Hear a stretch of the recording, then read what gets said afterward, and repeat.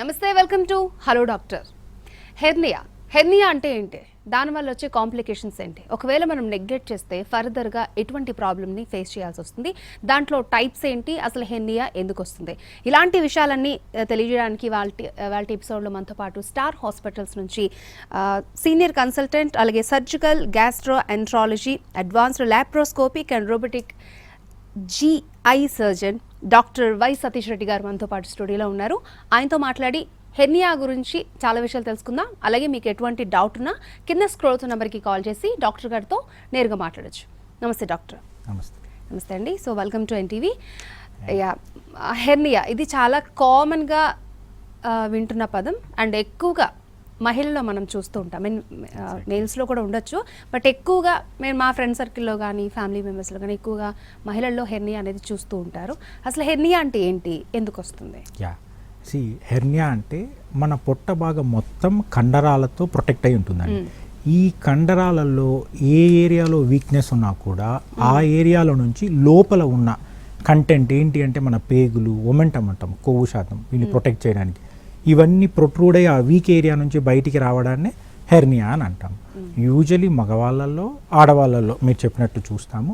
ఫిమేల్స్కి వస్తే ప్రెగ్నెన్సీ కూడా ఒక ట్రిగరింగ్ ఫ్యాక్టర్ అనమాట. అబ్డామిన్ స్ట్రెచ్ అయ్యి మళ్ళీ రిలాక్స్ అవుతుంది. దాంతోపాటు సర్జరీస్ అంటే ప్రీవియస్ సిజరిన్ సెక్షన్స్ కానీ హిస్టెక్టమీస్, గర్భసంచి ఆపరేషన్స్ కానీ వీటి వల్ల కూడా కండ స్ప్లిట్ చేసి మళ్ళీ క్లోజ్ చేస్తాం. కాబట్టి ఆ వీక్ ఏరియాలలో ఈ హెర్నియా అనేది కామన్గా చూస్తూ ఉంటాం ఫిమేల్స్లో అండ్ మేల్స్లో కూడా. ఓకే, సో ఇది 100లో ఎంత పర్సంటేజ్ ఉండొచ్చు, ఎంతమందికి వచ్చి ఉండొచ్చు? యూజువలీ ఏంటి అంటే పర్సంటేజ్ బేస్ చూసుకునే దానికంటే డిపెండింగ్ ఆన్ BMI రేషియో, అంటే ఓబేస్ లావుగా ఉన్న వాళ్ళకి, ఎక్కువ స్మోకింగ్ చేసే వాళ్ళకి అండ్ ప్రాపర్ గైడెన్స్ లేకుండా అబ్నార్మల్గా వెయిట్ లిఫ్టింగ్ చేసే వాళ్ళకి, అలానే క్రానిక్ కాఫ్ అంటాం, ఆస్తమా అని కానీ టీబీ కానీ నెగ్లెక్ట్ చేసి అలానే వదిలేసి మనం కంటిన్యూస్గా కాఫ్ చేస్తూ ఉంటే పొంగ ఈ కండరాలన్నీ వీక్ అయిపోతాయి మనకు తెలియకుండానే. సో ఈ ప్రైమరీ రీజన్స్ అనమాట. ఈ రీజన్స్ ఉన్న ఎవరికైనా కూడా హెర్నియా వచ్చే ఛాన్స్ ఆర్ ట్రిగర్ అయ్యే ఛాన్స్ ఎక్కువ ఉంటుంది యూజువల్లీ. ఓకే, అంటే నార్మల్గా ఫుడ్ ఇంటేక్ ఎక్కువగా తీసుకున్న వాళ్ళు కూడా మనం చూడొచ్చా? యూజువలీ ఫుడ్తో మనకు పెద్ద కోరిలేట్ అవ్వదు. Only Lavu and abnormal weight lifting and మలబద్ధకం అంటే కాన్స్టిపేషన్, ప్రెషర్ పెట్టి యూరిన్కి వెళ్ళడము, అబ్నార్మల్ వెయిట్ లిఫ్టింగ్స్ అండ్ లావ్ అవుతూ ఉండడము, కాఫ్, ఇవన్నీ కూడా ప్రైమరీ రీజన్స్గా మనం హెర్నియాకి తీసుకోవచ్చు, ఇర్రెస్పెక్ట్ ఆఫ్ మేల్ అండ్ ఫిమేల్ ఎవరైనా సరే. ఓకే, సో కామన్ టైప్స్ ఏంటి డాక్టర్? మన మగవాళ్ళలో అయితే కామనెస్ట్గా వీక్ పాయింట్ అంటాం మనం, ఇంగ్వైనల్ ఏరియా అంటాం, అంటే గజ్జల్లో కానీ, తర్వాత బొడ్డు దగ్గర కానీ, అలానే ఎపిగాస్ట్రిక్ అంటే కొంచెం పైన కానీ, వీటితో పాటి ఇంకా మనం ప్రీవియస్ సర్జరీస్ అంటే అపెండిక్స్ కోసం చేసిన సర్జరీలు కానీ, ఇంతకుముందు కోత పెట్టి హెర్నియాస్ చేసి ఉంటాం ఇంతకుముందు కాలంలో, ఆ ఏరియాలలో కూడా అంటే వీకెస్ట్ పార్ట్ ఆఫ్ అబ్డామిన్లో ఎక్కడైనా కూడా హెర్నియాలు రావచ్చు. Inguinal hernia, umbilical hernia, ventral hernia, lumbar hernias, ఇలా మల్టిపుల్ టైప్స్. లోపల చూసుకుంటే హయటల్ హెర్నియా, డయాఫ్రామ్టిక్ హెర్నియా, మల్టిపుల్ టైప్స్ ఉంటాయి. సో కామన్గా చూసేవి inguinal hernias and umbilical hernias అంటాం, వెంట్రల్ హెర్నియాస్. సో హెర్నియాతో మనం బాధపడుతున్నామని మనకి ఎలా తెలుస్తుంది? గుడ్ క్వశ్చన్ అండి. యూజువల్లీ ఏంటంటే పీపుల్ నోటీస్ చేస్తారు, ఏదో చిన్న గడ్డలాగా ఉందని ఇగ్నోర్ చేస్తారు. కొంతమంది అయితే మాస్టరల్ చెకప్స్లో స్కాన్లో కూడా బయటపడిపోతుంది, చిన్న డిఫెక్ట్ ఉందండి హెర్నియా అని చెప్తారు. ప్రాబ్లం ఏంటి అంటే అప్పటికప్పుడు ఎమర్జెన్సీగా మీకు ఏమి ఇబ్బంది లేదు కాబట్టి వీళ్ళు నెగ్లెక్ట్ ఇట్. పోయే కొద్దీ ఇప్పుడు బ్రేక్ అయిన కండరాలు మళ్ళీ రీకన్స్ట్రక్ట్ అయితే అవ్వవు, మీరు ఏం చేసినా ఎన్ని టాబ్లెట్స్ వాడినా. సో పోయే కొద్దీ హెర్నియా సైజు పెరుగుతూ ఉంటుంది. అలానే మన అబ్డామిన్ వీక్ ఏరియా అని తెలుస్తుంది కదా, వేరే ఇంకెక్కడైనా కూడా హెర్నియాలు వచ్చే అవకాశం కూడా ఈజీగా ఉండొచ్చు. కంప్లైంట్స్ వచ్చేసి లాంగ్ స్టాండింగ్ పొద్దు నుంచి సాయంత్రం వరకు నిల్చొని ఉన్నాం అనుకోండి, ఆ కండరాలు స్ట్రెచ్ అయ్యి పేగులు బయటికి వచ్చి ఆ ఏరియాలో హెవీనెస్ కానీ, వాపు కానీ, కొంచెం డ్రాగింగ్ టైప్ ఆఫ్ పెయిన్ కానీ ఉంటుంది ఇనిషియల్ ఫేజ్లో. సో మనము పెద్ద కన్సిడర్ చేయం, నైట్ పడుకోగానే ఆ స్వెల్లింగ్ లోపలికి వెళ్ళిపోతుంది, పొద్దునకి నార్మల్ అవుతుంది. కానీ సమ్ పీపుల్ అంటే they may land in emergency. ఎందుకు? ఆ కండరాల నుంచి బయటకు వచ్చి స్ట్రక్ అయినప్పుడు మనం తినే ఫుడ్ పైనుంచి కిందకి వెళ్ళలేదు, ఇక్కడ బ్లాక్ అవుతుంది కాబట్టి సివియర్ పెయిన్, గడ్డ వాపుగా ఉంటుంది, లోపలికి వెళ్ళదు అట్ ద సేమ్ టైం పేషెంట్కి వామిటింగ్స్ సివియర్ పెయిన్తో ప్రజెంట్ అవుతారు ఎమర్జెన్సీలో. డైజెషన్ అవ్వదు కాబట్టి. ఎస్, అండ్ ఆ ట్రాక్ అంతా ఇక్కడ బ్లాక్ అయిపోయింది. సో పైన తినేది కిందకి వెళ్ళదు. ఆ బ్లాక్ అయిన జోన్లో నుంచి పైన ఉన్నదంతా వామిటింగ్ రూపంలో వచ్చేస్తుంది. So they will land in emergency. That is the problem. Okay, symptoms ఏ విధంగా ఉంటాయి? సివియర్ పెయిన్ అండి, గడ్డ లాగా ఉంటుంది. ఇంతకుముందు వచ్చి వెళ్తున్న ఏరియాలో ఆ గడ్డ బయటే స్ట్రక్ అయిపోయి ఉంటుంది. నెక్స్ట్ థింగ్, నువ్వు ప్రెషర్ పెట్టిన లోపలికి వెళ్ళదు. పైన పార్ట్ ఆఫ్ పొట్ట అంతా కూడా ఉబ్బరం వచ్చి ఉంటుంది. ఎందుకు అంటే కిందకి వెళ్ళట్లేదు కాబట్టి పసరు కానీ మనం తీసుకున్న ఫుడ్ కానీ నెక్స్ట్ స్టేజ్ వామిటింగ్స్తో ప్రజెంట్ అవుతారు. గడ్డ లోపలికి వెళ్ళకపోవడము, severe pain and next time అంటే వామిటింగ్స్తో ఎమర్జెన్సీకి ప్రజెంట్ అవుతారు ఎమర్జెన్సీ కండిషన్స్లో. ఓకే, ఫస్ట్ కాలర్ ఉన్నారు డాక్టర్, మాట్లాడదాం. రవీంద్ర గారు ఫ్రమ్ వరంగల్. రవీంద్ర గారు, మీ సమస్య ఏంటో చెప్పండి. మనతో పాటు డాక్టర్ సతీష్ రెడ్డి ఉన్నారు, మాట్లాడండి. నమస్కారం డాక్టర్ గారు. నమస్తే రవీంద్ర గారు. నమస్తే అండి. సార్, జనరల్ గా ఇది మన హెర్నియా ఇది అంటారు కదా, ఫుడ్ తోటి వస్తుందా లేకుంటే జనరల్ ఎట్లా వస్తుందండి ఇది? యా, ఇప్పుడు మన అడిగారండి వీళ్ళు కూడా. సార్, ఫుడ్తో వస్తుంది అనేది ఏం లేదండి. మనం ఏ డైట్ అయినా తీసుకోవచ్చు, ఎంతైనా తినచ్చు. ఓన్లీ థింగ్ మనం వెయిట్ గెయిన్ అవ్వకుండా చూసుకోవాలి సార్. ప్రివెన్షన్లో అది కూడా ఒక టిప్ అంతే తప్ప ఫుడ్ వల్ల ఇది అనేది ఏముండదు సార్. రవీంద్ర గారు. ఓకే అండి, నెక్స్ట్ కాలర్ లక్ష్మి గారు ఫ్రమ్ హైదరాబాద్. లక్ష్మి గారు, మీ సమస్య ఏంటో చెప్పండి. మనతో పాటు డాక్టర్ సతీష్ రెడ్డి ఉన్నారు, మాట్లాడండి. యాక్చువల్లీ నాకు యూఎస్జీ చేసినప్పుడు 10.6 mm హెర్నియా ఉందని చెప్పారు. Okay madam. When I consult a gynecologist, he said I don't have any symptoms actually. No bulge, no pain, nothing is there. So I just went for PCOD scan కి వెళ్ళినప్పుడు అదే USG చేశారు. అప్పుడు చెప్పారు. So we can wait, right? Or we should go for the surgery. ఎందుకంటే 10.66 mm is very small like that they told. Yes madam. ఇక్కడ మన criteria ఏంటి అంటే కొంతమంది సైజ్తో కంపేర్ చేస్తారు మేడం. దో మీరు సిమ్టమ్స్ లేవు కాబట్టి ఇట్స్ నాట్ అన్ ఎమర్జెన్సీ, ఇప్పుడే చేయించుకోండి అని అనం. కానీ పెద్ద హెర్నియా అయితే లాజిస్టిక్గా చెప్తాను, మన పేగులు ఏమైనా లోపల నుంచి ప్రెషర్కి బయటికి వెళ్ళి మళ్ళీ లోపలికి వచ్చే ఛాన్స్ ఉంటుంది. చిన్న హెర్నియాలు కూడా ఇంకా ఈజీగా చిన్న పార్ట్ ఆఫ్ కంటెంట్ అంటే మన పేగు అవి స్ట్రక్ అయ్యే ఛాన్స్ కూడా ఉంటుంది మేడం. మీ బిఎంఐతో కూడా కోరిలేట్ చేసుకోవాలి. మీరు సన్నగా ఉండాలి, అబ్నార్మల్ వెయిట్ లిఫ్టింగ్ ఏమీ లేకుండా ఉండాలి, కాన్స్టిపేషన్ ఇలాంటివి లేకుండా ఉంటే it's well and good, you can wait and watch madam. లేదు ఏదైనా వేరే సర్జరీ కోసం మనం ఏమన్నా వెళ్తున్నాము అన్నప్పుడు సింపుల్ ఒక స్టిచ్తో ఆ డిఫెక్ట్ని కూడా క్లోజ్ చేయొచ్చు వితౌట్ మెష్ అనదర్ సర్జరీతో కోఆర్డినేట్ చేసేటప్పుడు. లేకపోతే you can wait, but whenever you feel symptoms better to consult nearby surgeon. Okay, so చిన్న హెర్నియా కూడా ఉంటుంది, పెద్ద హెర్నియా కూడా ఉంటుంది అని చెప్పారు. చిన్న సైజ్ హెర్నియా ఎంత ఎంఎం నుంచి స్టార్ట్ అవ్వచ్చు? యూజువల్లీ ఏంటి అంటే 0.5 mm అంటే లెస్ దాన్ ఏ సెంటీమీటర్ నుంచి. అంటే you won't believe and multiple hernias చూస్తాం. ప్రీవియస్ ఎమర్జెన్సీ ఏమైనా ట్రామాస్ అయి ఉంటాయి, వాటికి సర్జరీ చేసి ఉంటాము. లేదా పెద్ద లాప్రాటమీస్, క్యాన్సర్స్ కానీ వేరే దేనికైనా పెద్ద సర్జరీస్ కూడా చేసి ఉంటాం కదా.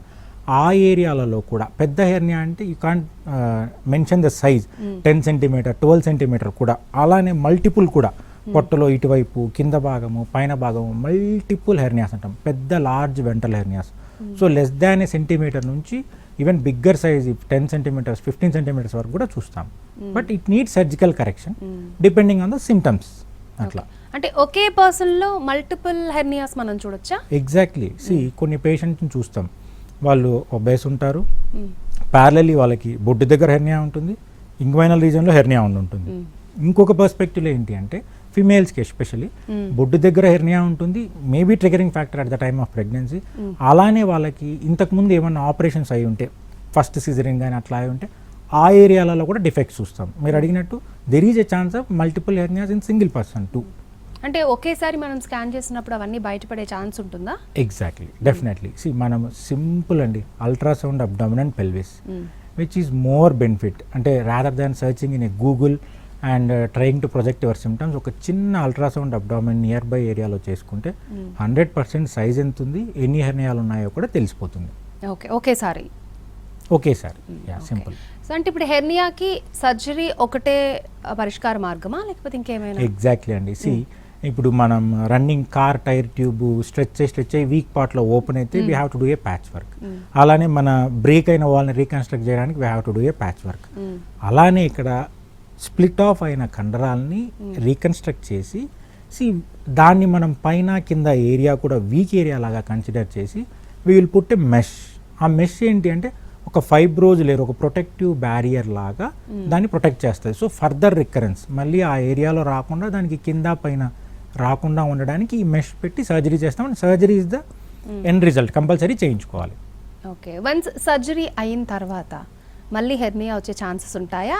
రేర్ కేసెస్లో బయటపడే ఛాన్స్ ఉందంటారు? యూజువల్లీ చెప్పాలి అంటే 100% రాదు అని మనం చెప్పకూడదు. There is a chance. But ఇప్పుడున్న అడ్వాన్స్డ్ టెక్నిక్స్ కానీ లైక్ సర్జికల్ స్కిల్స్ కానీ తర్వాత type of meshes what we use కానీ పేషెంట్ కేర్ అంటే the reasons which triggers hernia అవి కూడా ట్రీట్ చేస్తూ వాళ్ళ బిఎంఐ కరెక్ట్గా మెయింటైన్ చేస్తే లెస్ ఛాన్స్ ఆఫ్ రికరెన్స్ అంటే మా చేతుల్లో ఉంటుంది, at the same time patient చేతుల్లో కూడా ఉంటుంది 100%. BMI, body mass index. Exactly. So దాని రేషియో ఎంత ఉండాలి డాక్టర్? యూజువలీ అంటే మనం 25 ఇస్ ద నార్మల్ క్రైటీరియా. మనము 25 to 30, 30 to ఒబెసిటీని కన్సిడర్ చేస్తాం. Mild obesity, morbid obesity, severe obesity. Not only hernia, మనం ఒబెసిటీ ఉంటే there are multiple issues which triggers. అంటే మనం హెర్నియాలో ఎట్లా లొకేట్ చేస్తామంటే మనం లావ్ అయ్యే కొద్దీ మన పొట్ట ఇలా స్ట్రెచ్ అవుతా పోతూ ఉంటుంది. సో ఈవెన్ మనం సర్జరీ చేసిన తర్వాత కూడా మీరు సైజ్ పెరుగుతూ పోతుంటే ఇట్ షుడ్ అకామిడేట్ కదా. ఆ అకామిడేట్ ఎలా అవుతుంది? మీరు ఆ ప్రెషర్ పెరుగుతూ ప్యారలల్గా మీరు తగ్గినప్పుడు వెయిట్ ఎత్తినప్పుడు there is a chance of another area hernia. ఇంగ్వైనల్లో చేసామనుకోండి ఇంకొక పక్క వచ్చే అవకాశం ఉంటుంది, లేదా బొడ్డు దగ్గర వచ్చే అవకాశం ఉంది, లేదు మన టైం బాగాలేకపోతే చేసిన దగ్గర కూడా వచ్చే అవకాశం ఉండొచ్చు if we don't care properly. అంటే మనం కేర్ తీసుకోకపోతే there is a chance. Okay, అంటే ఇప్పుడు ఇంతకుముందు మీరు చెప్పారు హెర్నియా మల్టిపుల్ ప్లేసెస్లో వచ్చే ఛాన్స్ ఉంది అని చెప్పి. సో సర్జరీ ఆ మల్టిపుల్ ప్లేసెస్లో ఒకేసారి చేసే ఛాన్స్ ఉంటుందా, అయితే తర్వాత చేయొచ్చు? లేదండి, వెన్ వీఆర్ హ్యాండ్లింగ్ హెర్నియా ఈ అబ్డామిన్ భాగంలో ఉన్న హెర్నియాలన్నీ కూడా సింగిల్ అంటే యూ వోంట్ బిలీవ్ మనం 30 into 25 centimeters మెష్ కూడా ప్లేస్ చేస్తాం. We have a good laparoscopic and robotic techniques to approach all even a big hernias from here to here. అన్నీ కూడా సింపుల్ లాప్రోస్కోపీ రోబోటిక్ అప్రోచ్ ద్వారా చేసి we can reconstruct and we can place a mesh for further recurrence. And ఇక్కడ assurance ఏంటి అంటే patient కూడా they should follow all strict post operative rules. Operation చేసిన తర్వాత కూడా you should follow the rules, then the end result will be definitely good. Okay, అంటే లేడీస్కి నార్మల్గా సిజేరియన్ అవుతూ ఉంటుంది అండ్ అదే ఏరియాలో కూడా చాలామందికి హెర్నియా ఆపరేషన్ కూడా జరుగుతూ ఉంటుంది. అంటే అక్కడ స్టిచెస్ అనేవి బాగా కనిపించడం, ఆక్వర్డ్గా కనిపించిన సిచ్యువేషన్ అలాంటివి ఉంటున్నాయి. అండ్ ఇప్పుడు ప్రజెంట్ హెర్నియా ఆపరేషన్కి సంబంధించి ఎటువంటి టెక్నాలజీని యూజ్ చేస్తున్నారు? మనము ఇందాక అనుకున్నట్టే సిజరిన్ కానీ గర్భసంచి ఆపరేషన్ కానీ ఫిమేల్స్కి ట్రిగరింగ్ ఫ్యాక్టర్స్ ఫర్ హెర్నియా అంటాం వీకెస్ట్ పార్ట్, ఎందుకంటే ఆల్రెడీ మనం హ్యాండిల్ చేసాం కాబట్టి. సో ఆ స్కార్ ఇప్పుడు ఉన్న స్కార్ని మనం ఇంకా అగ్లీగా చేసేది ఏమి ఉండదండి. ఇప్పుడు laparoscopy, robotic both are advanced and good approaches. Okay, మనము చిన్న అంటే 0.5 centimeters పట్టే హోల్స్ పెట్టి we will do a surgery. ఒక్కటి మాత్రం 1 centimeter అరౌండ్ స్కార్ ఉంటుంది. సో దాంతోనే మొత్తం మన స్ప్లిట్ ఆఫ్ అయిన కండరాలని మళ్ళీ రీకన్స్ట్రక్ట్ చేసి ఆ ఏరియాలో వెళ్ళి మెష్ పెడతాం. సో ఎక్స్టర్నల్గా అంటే female or male there won't be any visibility. అంటే మీకు ఉన్న స్కార్కి ఎటువంటి పెద్ద స్కారు అవ్వదు. అండ్ మీరు చిన్న స్కార్ కాబట్టి 3-4 months తర్వాత మీరు వెతికినా కూడా sometimes you won't see the scar too. So scarring issue కూడా ఏమీ ఉండదు because of advanced approaches. Caller ఉన్నారు డాక్టర్, మాట్లాడతాం. ప్రసాద్ గారు ఫ్రమ్ హైదరాబాద్. ప్రసాద్ గారు మీ సమస్య ఏంటో చెప్పండి. మనతో పాటు డాక్టర్ సతీష్ రెడ్డి ఉన్నారు, మాట్లాడండి. నమస్తే డాక్టర్ గారు. నమస్తే అండి, ప్రసాద్ గారు చెప్పండి. సార్ ఇది నాకు హెర్నియా ఉందండి కొన్ని చాలా రోజుల నుంచి. Okay sir. అది ఇప్పుడు నాకు ఒక 4 ఏళ్ళ కిందట మన హాస్పిటల్లోనే నాకు హార్ట్ సర్జరీ అయ్యింది సార్ నాకు. Okay sir. ఓకే, ఇప్పుడు మన హెర్నియా ఆపరేషన్ చేయించుకోవచ్చు అంటారా సార్? 100% సార్. అండ్ మీ వయస్సు, మీ ఫిట్నెస్ ఒకసారి చూస్తాం సార్. అండ్ మనకు కార్డియాలజీ బ్యాకప్ కూడా ఉంటుంది కాబట్టి ఒకసారి కార్డియాలజీ ఫిట్నెస్ చూసుకొని కొన్ని ట్యాబ్లెట్స్ ఏమన్నా ఆపాల్సినవి ఉంటాయి సార్, బ్లడ్ థిన్నర్స్ అంటాము, అవి కూడా చూసుకొని 100% చేసుకోవచ్చు sir. It's safe, nothing to worry. Okay, so హెర్నియాలో కమింగ్ టు హెర్నియా, ఓపెన్ సర్జరీకి దాంతో చేసే సర్జరీకి అండ్ రోబోటిక్స్ ద్వారా చేసే సర్జరీకి తేడా ఏంటి?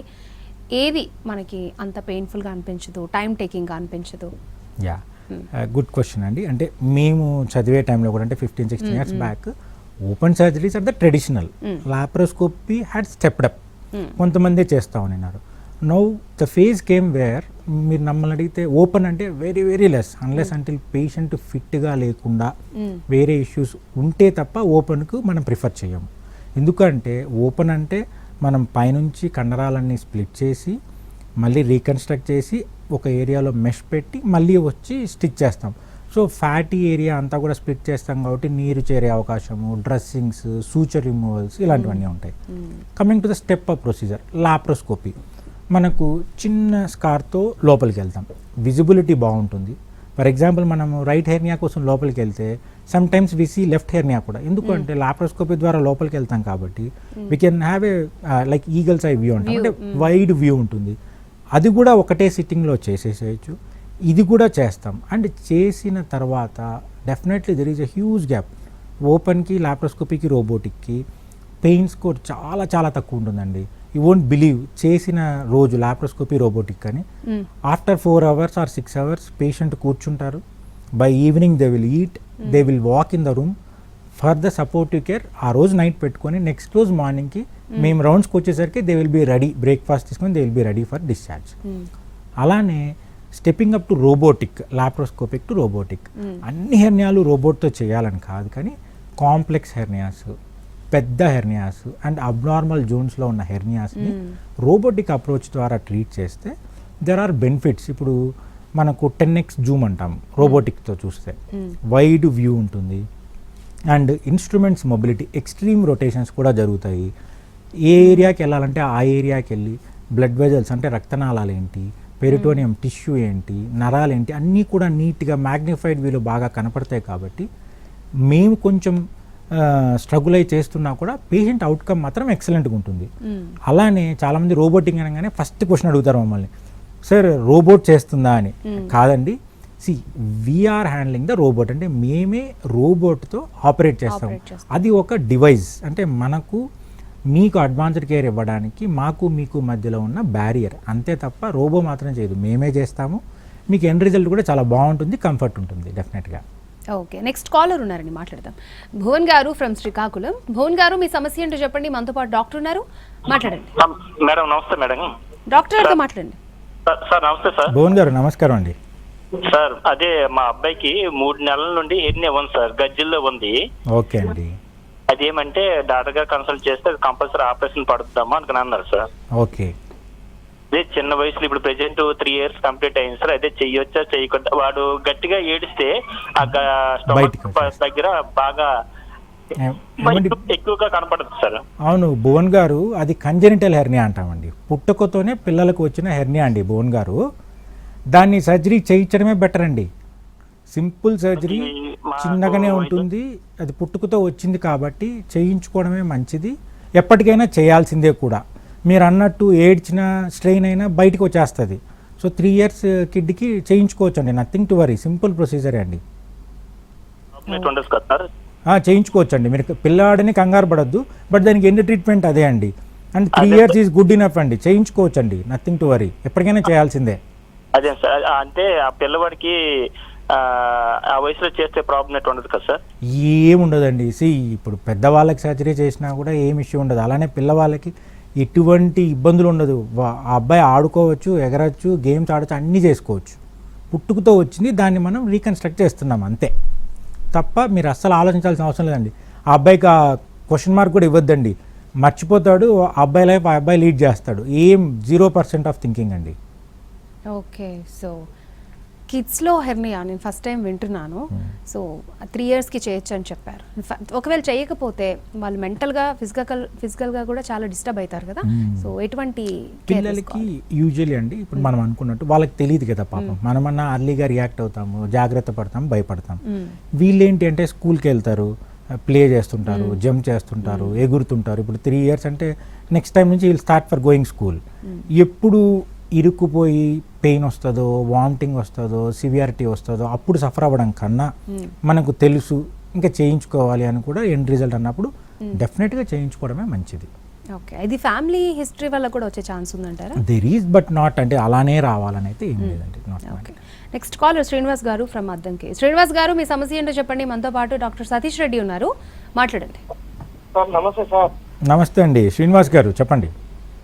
నా ఫ్రెండ్ ఒకతనికి 8 years క్రితం డాక్టర్ని అప్రోచ్ అయితే ఎన్ని అని చెప్పారు సార్. అది ఆ టైంలో కరోనా అయ్యి నా ఫ్రెండ్ చేయించుకోలేదు. ఓకే అండి. కానీ అతను ఇప్పుడు ఇప్పటికీ నాకేం ప్రాబ్లం లేదని చెప్పి అతను ఏం చేయించలేదు. కానీ పొట్ట మీద మడుకు బాగా ఉబ్బుగా కనపడుతుంది. అవునండి. ఏమైనా ఫ్యూచర్ లో ఏమైనా ప్రాబ్లమ్స్ వస్తాయా సార్? ఇప్పుడు ఉబ్బు కనపడుతుంది కదండి, అది పడుకొని రిలాక్స్ అయితే పొద్దునకి లోపలికి వెళ్తుందా లేదా ఫస్ట్ క్వశ్చన్ సార్. అట్లా వెళ్తుంటే ప్రస్తుతానికి కంగారు పడాల్సిన అవసరం లేదు, అంతే. అసలు ఏంటంటే అతని వ్యూ నాకేం ప్రాబ్లం లేదు. ఇప్పుడు ఏదో వాళ్ళు పోయి అప్రోచ్ కావడం వ్యూ తోనే ఉంటాడు తప్ప ఫ్యూచర్ లో ఏదైనా ప్రాబ్లం వస్తుందని థింక్ చేయట్లేదు సార్ అతను. అదే మీకు అది ఎప్పటికైనా చేయించుకోవాలి సార్, తప్పదు. వయసు పెరిగే కొద్దీ కండరాలు వీక్ అవుతాయి, షుగరు బీపీ యాడ్ అవుతాయి, వేరే ఏమన్నా ఇబ్బందులు యాడ్ అయినాయంటే అప్పుడు రిస్క్ ఫ్యాక్టర్స్ కూడా పెరిగినట్టే కదా, తప్పదు కదా. అలానే ఒక సినారీ చెప్తాను. నిన్న వచ్చారు ఒక పేషెంట్, లడాఖ్కి 2 months ముందు ట్రిప్ అంతా ప్లాన్ చేసుకున్నారు. నిన్న పొద్దు నుంచి సివియర్ పెయిన్, హెర్నియా ఉందని 2 years నుంచి తెలుసు, కానీ నిన్న ఈ was obstructed with no other reason we have to operate him emergency. ఆయన పాపం ఎప్పటి నుంచో ప్లాన్ చేసుకున్న ఇది పోయింది, అండ్ ఆయనకు ఒక డిస్టర్బెన్స్ కదా. అట్లాంటివి లేకుండా ప్రాపర్గా ప్లాన్ చేసుకుంటే సింపుల్ 1 day ప్రొసీజరే కాబట్టి నథింగ్ టు వరీ. ఓకే, మనం 2-3 కాలర్స్ గురించి కూడా ఇట్లానే విన్నాం.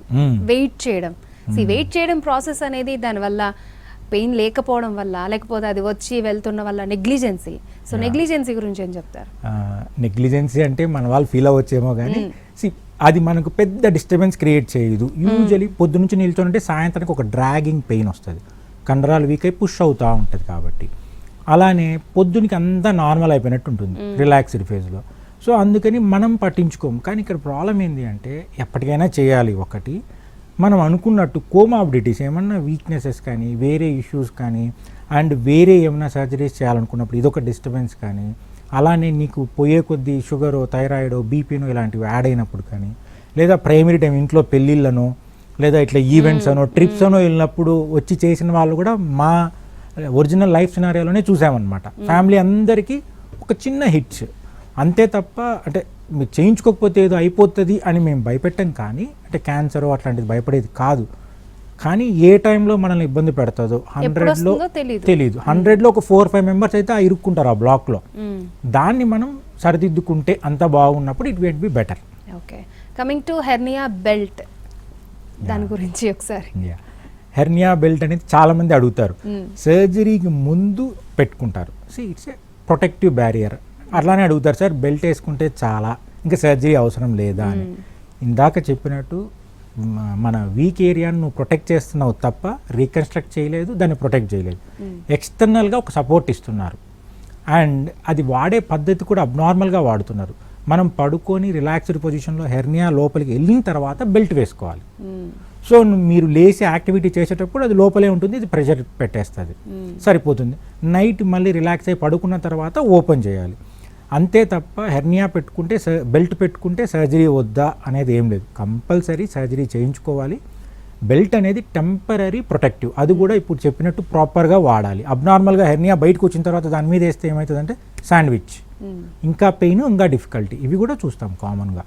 సో ఓవరాల్గా మీ మాటల్లో నాకు అర్థమైంది ఏంటంటే హెర్నియా వస్తే మెడిసిన్తో కాదు ఆపరేషన్తోనే దాన్ని రెక్టిఫై చేసుకోవాలంటారు. ఎగ్జాక్ట్లీ అండి. ఇలాంటి ఇబ్బంది వచ్చినప్పుడు with no other option you have to go for surgery. మీరు సర్జరీకి వెళ్ళాలని తెలుసు. అయితే నా సజెషన్ ఏంటి అంటే ఇప్పుడున్న అడ్వాన్స్డ్ ఫెసిలిటీస్ ద్వారా మీరు కంగారు పడాల్సిందో భయపడాల్సిందో ఏమీ లేదు. కాబట్టి 1 day అనస్థీషియాలో మీకు జస్ట్ డిస్కంఫర్ట్ కూడా ఏముండదు. సర్జరీ చేయించుకున్నామా, నెక్స్ట్ రోజు మనం తినేసి రిలాక్స్డ్గా మన ఇంటికి వెళ్ళామా అన్నట్టు ఉంటుంది. అండ్ 1 week తర్వాత మీరు వాకింగ్, జాగింగ్, రన్నింగ్ అన్ని యాక్టివిటీస్ కూడా చేసుకోవచ్చు, except weight lifting, chronic cough అంటే ఎక్కువ దగ్గు రాకుండా చూసుకోవాలి, బరువు పెరగకూడదు, అండ్ స్ట్రెయిన్ అయ్యే యాక్టివిటీస్, ముక్కి విరోచనం వెళ్ళడం, యూరిన్కి వెళ్ళడం, ఇలాంటివి చేయకపోతే చాలండి, నథింగ్ టు వరీ.